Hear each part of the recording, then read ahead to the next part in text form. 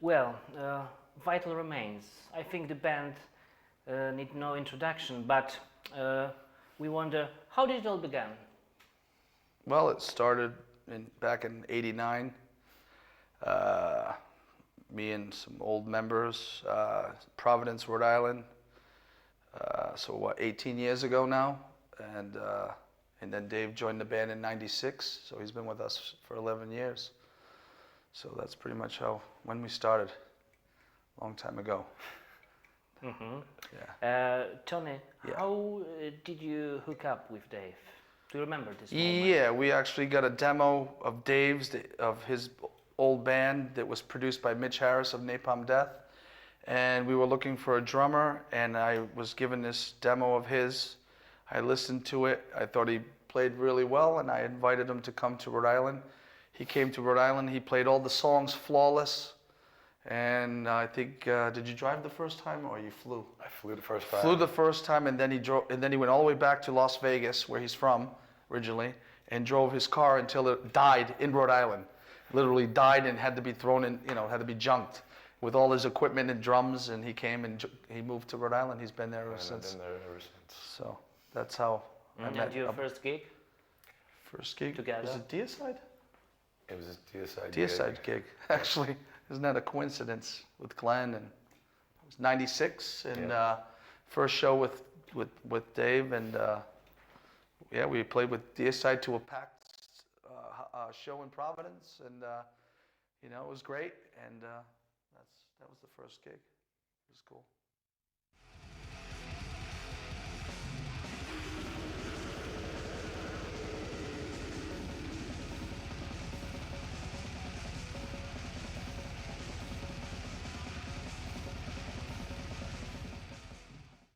There is no doubt that you are core of the band of Vital Remains. But what about the other members of the band through the years? Who was important for the band?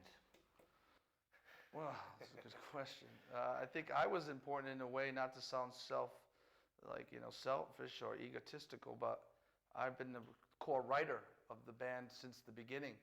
I wrote 99% of the music, so I think I had the so-called, not to be cliche, the vital importance to the band, to drive the band, to keep it going, and with the music, and so I think I was, my way of thinking was not to give up no matter who was with me, to just stay focused, don't give up on the music, and just keep playing. And if you have people with you, try to work together. But when people sometimes they start out and they're into it, and then sometimes they get weaker or things happen in life and they fall off and they don't have the time and they can no longer do it. But I know this isn't my life. This is what I do. This is why I'm on this earth, to play metal, death metal. And so I think the reason why we've lasted is because we both think the same way and we work well together. And we knew we're into this for the long haul like we've been. So it was critical that I thought like this from the beginning. And that's why, through the lineup changes, new people would come in, but I always knew it was my job to keep the band alive and keep going forward and not look back, just stay focused. Mm-hmm. And the more we got more popular with the fans, then I had more fans to think about, where I didn't want to give up on the fans. So when I had those days of, what the hell am I doing? This is the politics and all this shit that happens. I was, you get an email or a letter, I love your music, and it would keep me, okay, I'm charged. Or the fans would come and say, I like what you do. And we would that's what keeps us going. It's the fans. We're nothing without the fans. So that is the inspiration as well as influences, but the fans are critical for this band's being survival for all these years. It's been through hard work and respect, earned. So this is something you can't buy. You have to just play from here. That's the way we are, the way I am, the way he is. So that's why we still continue. Whether you see new faces, but you still see these two faces for 11 years now. So not, the prettiest faces, but the brutality of the music is the important thing.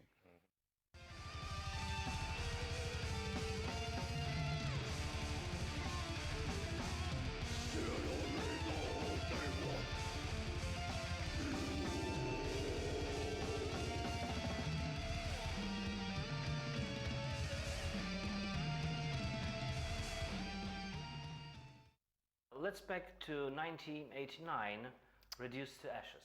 The demo. First demo. Yeah. Mhm. What about it? What about? What would you like to know?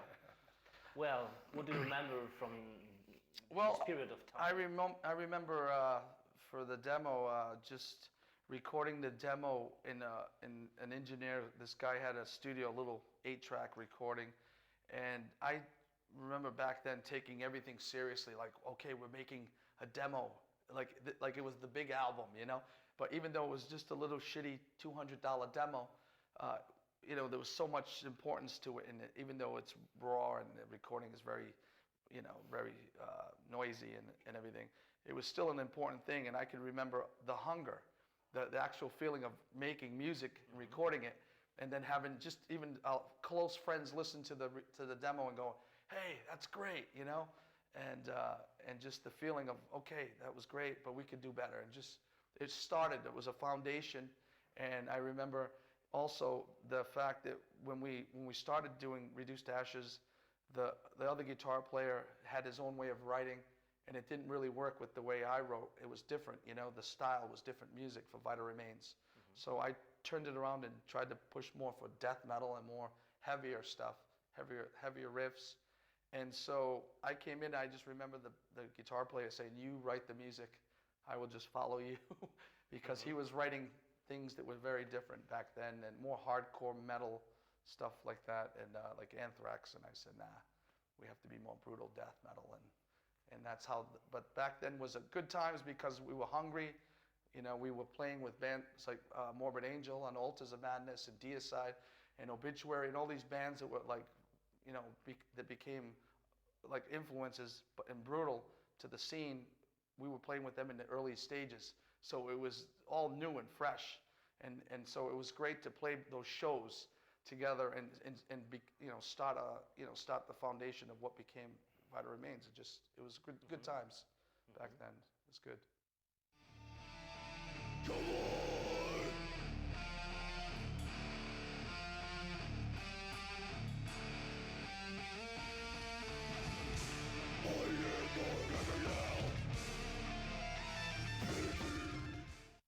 Then was second demo, Yes. Excruciating Pain. Pain. Yes. It was 1990. 1990. A little bit better recording. We had a little more money. We ended up making, I think, 500 demos.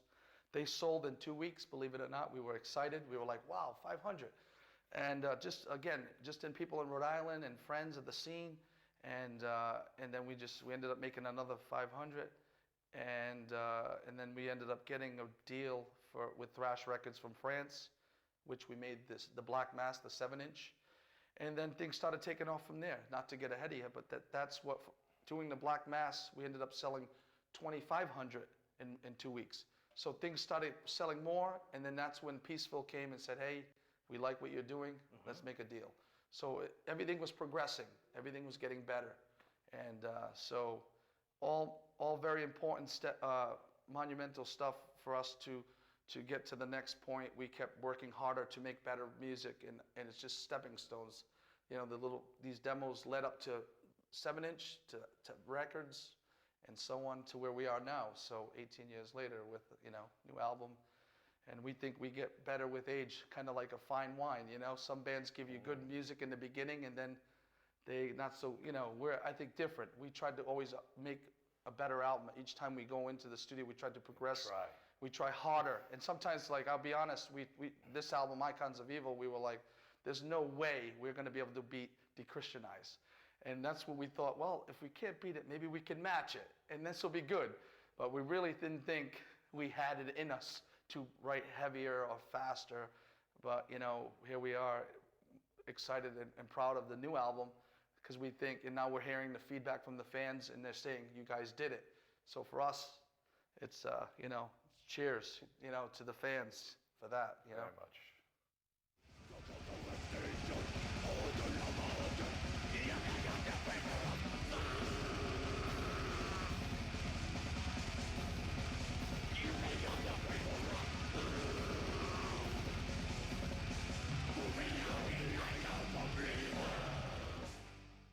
Is it true that in the early days your band used corpse paint? We did. We never took pictures with the corpse paint, but we were actually among a couple of other bands, some of the first bands in the U.S. to using the corpse paint. I think there was another band, Pro Fanatica from New York, that was doing it. But we just thought, you know, for the pictures, we will just take normal pictures without it. But live, we would use corpse paint. It was a direct influence of King Diamond, Merciful Fate. You know what I mean? We always loved Merciful Fate. I'm a big fan, one of my biggest influences.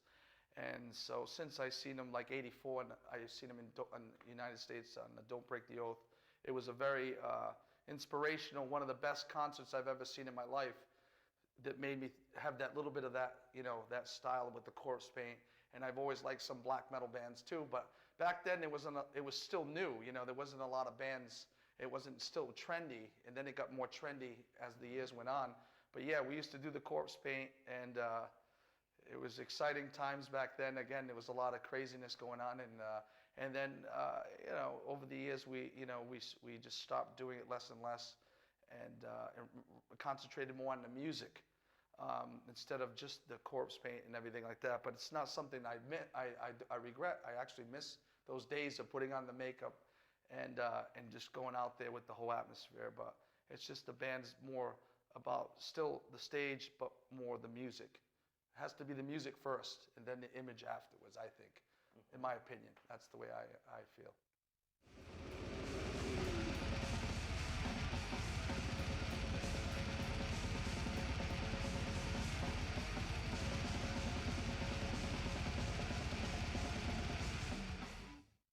So is there something like Vital Remains philosophy? In a way, I mean, right? I mean, stay true to your beliefs. We tried to stay true to the music. Just keep going. Keep going. Any We don't. obstacles that might happen, Yep. like Or trends we don't follow. We just do what we do. Yep. And if we have to be more underground because metal is not cool, okay.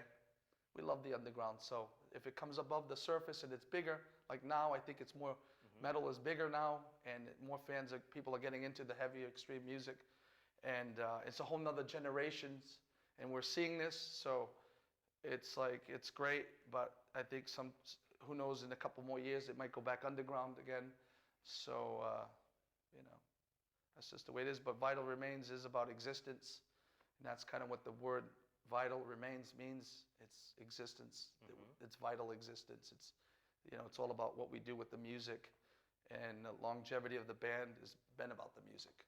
And what about religion? What about Christianity? Well, I mean, it depends on who you speak to about that. I mean, we have our you know, our doubts and questions and things that we are against some organized religion, but we don't advocate to anyone else to go do this or that. This is how we feel, what we sing about. This is us venting how we feel about things.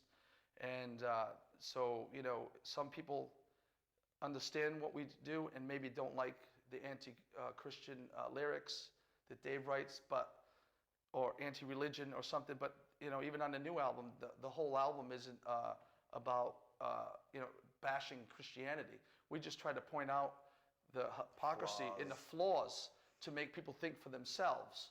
And, you know, and we also, you know, the lyrics are also from us. You know, it's our way of expressing ourselves. You know, like I said, I mean, if people take it, you know, they can see where we're coming from. But I think for the most part, people are more into the music and the beliefs. They know where we're coming from. But on the new album, we have a song called Infamy. And it's actually the first song that Dave wrote in the studio at Mono Recording. And it was literally about, like, some of the brothers we lost. It was about Doc from Vader, Jared Anderson, who was a good friend of ours from Hate Eternal and Morbid Angel, you know.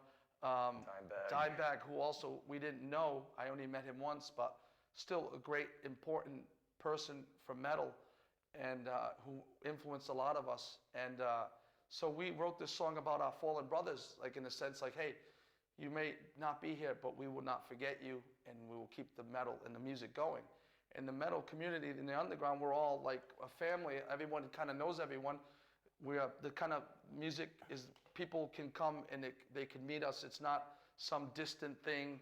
You know, we're very reachable, And it's the way it is. It's the interaction with the fans and everyone in the community of musicians throughout, whatever style. We all know each other, and that's what keeps everyone going. We all support each other, I think, and that's the most important thing. So yeah, we have like that song Infamy that's, again, completely different from the rest of the songs that he wrote that I think is still dark, but it's, again, about a positive thing. So it doesn't always have to be negative. We could take a negative into a positive, just like the music. People come to the show, they express, they vent, they slam, they thrash, and then they go home. And it's a good therapy. It's our therapy. It's what keeps us from going crazy and doing something crazy and going to jail. So it's good, but yeah, we have our beliefs. You have yours. Everyone has their beliefs, but it's about the music, and the beliefs is our side. It's how we feel. It's not like forcing it upon anybody. anybody. We don't force it on anybody. We don't tell people, hey, go do this, go kill a Christian. We don't do that. We try to show our side. dislike for Christianity, because I think the worst thing you could do is have false hope and give people false hope on things. And through my years of growing up, and I don't know about Dave, but for myself, I can speak, I've seen a lot of the church's hypocrisies and things over the years, the darker side of the church, the real criminal, the real, just really bad things that they've supposedly supposed to be the good side and helping, but they would just take people's money and they would do things to the children. And I would see when I was a kid these kind of things. So I grew up seeing a lot of these things, which made me question. And every time I would question, you'd get the ruler, you'd get the whack, don't ask where God is. Okay, my father tells me the question, and when I question, the teacher hits me. How am I going to learn if I can't see or question? So I started believing from an early age through the natural way, and started thinking for myself more instinctively. And so that's why with the whole thing, anti-Christian, anti-organized religion, I just think people should think for themselves first. And in this day and age, 2,000 years later, I think it's pretty messed up that some people take the fanaticism, and that's kind of what Dave was writing from just turning on the TV with what's going on with the politics in the world. I mean, there's so much of this, fanaticism, religious fanaticism that's making, the wars and everything's, there's nothing good coming from it. It's just making more angry people, more people that just want to fight. And again, you got the way of thinking. They think they're doing it for the good, for God, but I don't know how you can kill each other and blow people up and think this is for a positive. Mm-hmm. This is a negative, only going to make another negative. You can't make two negatives, don't make one positive. Do you know what I mean? So this is kind of where he was writing, I think, with the lyrics on Icons, from that, like trying to point out some of the things and everything and flaws and everything in the religion, and organized religion, whether it be Christianity or most religions. There's a form of control over people's thoughts. And I don't think that's good for mankind, to not be able to be free thinker, question. I think everyone should have options. And if you're only given two, that's not right. You should have multiple options. So that's how I feel. Not to go on for like hours, but that's pretty much it. I hope I answered your question 17 times.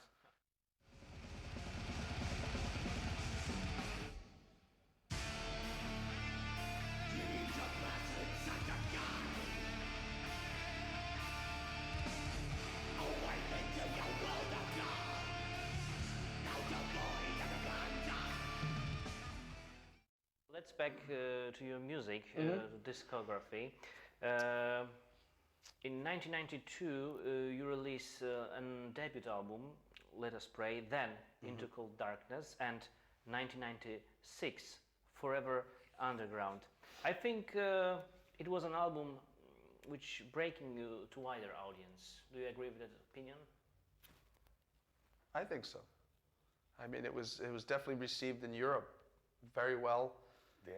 And I don't know, it was from maybe the title and the music, just about, again, being forever underground, being true to the underground and to the music, being proud to be underground. But I mean, it definitely got a lot of attention, and it started, I think, with the writing too. I mean, we started. It changed. That's when we started changing. He had just come into the band, and so we were trying to do things I was trying to do years before, but didn't have the right musicians around me, I think. And he was trying to also, progress and write to the next level. And I think that's what I don't know what I was doing for Forever Underground. Yeah, So I mean, that was my first album, my first recording, first time with the band. So I was just going with the flow. But that's the first time you started incorporating classical guitar and flamenco style guitar leads into the music. Mm-hmm. And I liked it. I thought it was really different and dynamic to try something like this. In this kind of music? Yeah, to have extreme and then to have something like a melody or classical, with death metal. It was like, wow, that's not a common recipe or ingredient, so to speak, and he was taking, something like that and into something extreme like death metal, and it worked for us. We actually liked how it came out, so we were proud of that album because it did bring us to another level, and creatively, musician-wise, we definitely progressed. And that was a monumental album, definitely.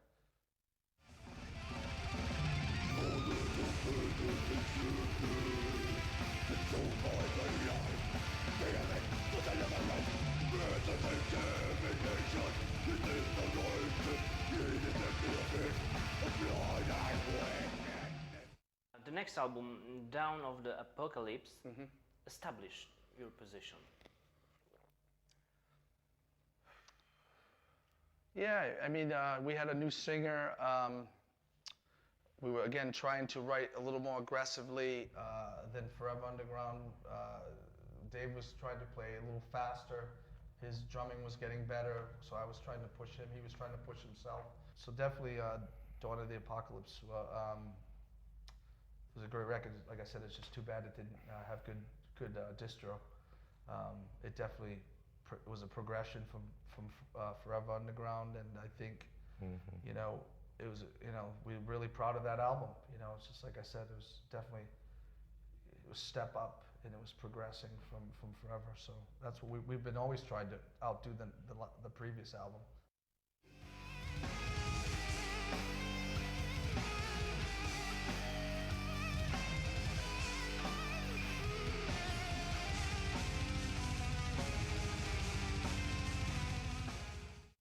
In 2003, you signed a deal with Century Media and released an album, The Christianize. Very important album for Vital Remains, I think. Yeah.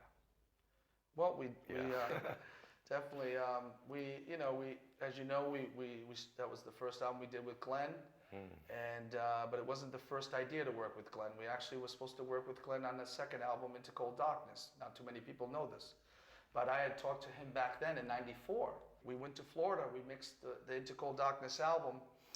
I called him up and I said, Glenn, you coming to the studio? I can't go, I'm going through a divorce with his first wife. And he couldn't come to the studio. So we had already thought of this. This is with this album, Christianize. It wasn't something new like, we'll just try to get Glenn to do it. We'd already talked to Glenn in the past, years before, like I said, in '94, and he never did it. So over the years, when we'd see him, we would bust his balls and say, hey, Glenn, you remember that you were supposed to sing on our record? When are you going to sing? And he would laugh, and it just happened that he listened to the pre-production that Dave and I had recorded with a friend of ours, rehearsals, and I let him listen to it, and we didn't have a singer, and he listened to it, and we said, man, it'd be great if you could do some vocals on this album. And he listened to it, he goes, how about I do the whole album? Of course, my jaw, what? The whole album? Yeah, awesome, great, okay, when? And so we set it up, we went to Morris Sound. He came in, as soon as he sang the first line, or even came out and said, let the killing begin with his vocal, we were just, the hair came up, we were like, we were laughing, but we were like, we just knew his vocals on our music, over our music was perfect. It fit really good. And that's when we knew we liked it. We just hoped, obviously, the fans received it well, and they gave us all the feedback, positive, and said, brutal. And that's what kept this new thing going, with working with Glenn on the new album. I think that Glenn's vocals and even Glenn's way of thinking is the way I think, and he works well with us too, and with the three of us together have a good chemistry that when we make this music, we take him out of the deicide element where he doesn't sing his own lyrics. he has to sing Dave's lyrics, so the phrasing of the singing is different. So it makes him have to sing differently, which gives the fans, I think, a little bit of difference from Deicide, and our music's completely different from Deicide. So I think it's a good thing. It's the best of both worlds. You know, it's having Glen with Deicide, but having him with Vital, I think, is special and unique. And I think, you know, the fans really like it, obviously, because the feedback's been good, and that's what's led us to keep doing this, even on the second album. And you know, we hope the fans like the new album, but so far we're getting very good positive feedback, which is great. Thanks to the fans. Thank you.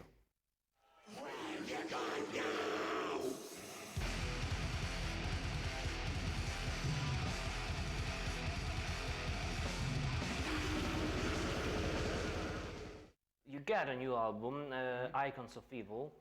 Would you try to compare Icons to the previous CD, The Christianize?